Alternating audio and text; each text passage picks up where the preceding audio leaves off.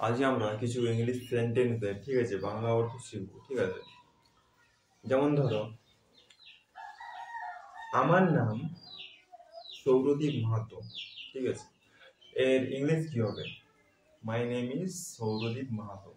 ঠিক আছে, আই মানে আমি, ইউ মানে তুমি, এগুলো ভাই এগুলো তোমাকে শিখতে হবে। ঠিক আছে, এগুলো তোমাদেরকে শিখতে হবে, বাড়িতে প্র্যাকটিস করতে হবে। ঠিক আছে, প্র্যাকটিস না করলে ভাই এগুলো তোমরা শিখতে পারবে না। আই মানে আমি, ইউ মানে তুমি, হি মানে সে, সি মানেও সে। হি মানে ছেলেদেরকে বোঝায়, সি মানে মেয়েদেরকে বোঝায়, দুটোর মানেই একই সে। তারপরে দেম মানে তাদের। ঠিক আছে, সিঙ্গুলার প্লুরাল এগুলো তোমাকে শিখে আসতে হবে। টেন্সটা মাস্ট দরকার, ইংরেজি শেখার জন্য টেন্সটা মাস্ট দরকার। তুমি অন্য কিছু জানো বা নাই জানো, ঠিক আছে, টেন্স প্রিপোজিশন এগুলো শিখতে হবে। টেন্সটা আগে, তারপর প্রিপোজিশন। তারপর তুমি কোথা থেকে আসছো, এর ইংলিশ কি হবে? হোয়ার আর ইউ ফ্রম। তুমি কোথা থেকে আসছো, এর ইংলিশ হবে হোয়ার আর ইউ ফ্রম।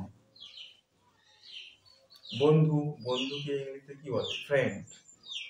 বন্ধুকে ইংলিশে বলে ফ্রেন্ড। তারপর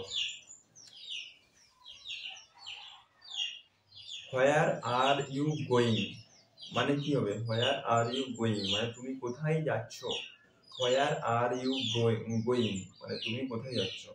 হোয়ার আর ইউ গোয়িং তুমি কোথায় যাচ্ছ। তারপর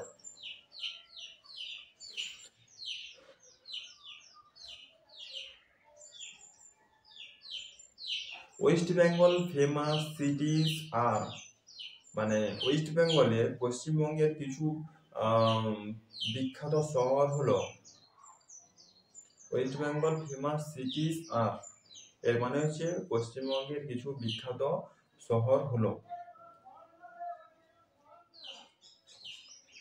আমি জানি না, এর ইংলিশ কি হবে? I don't know.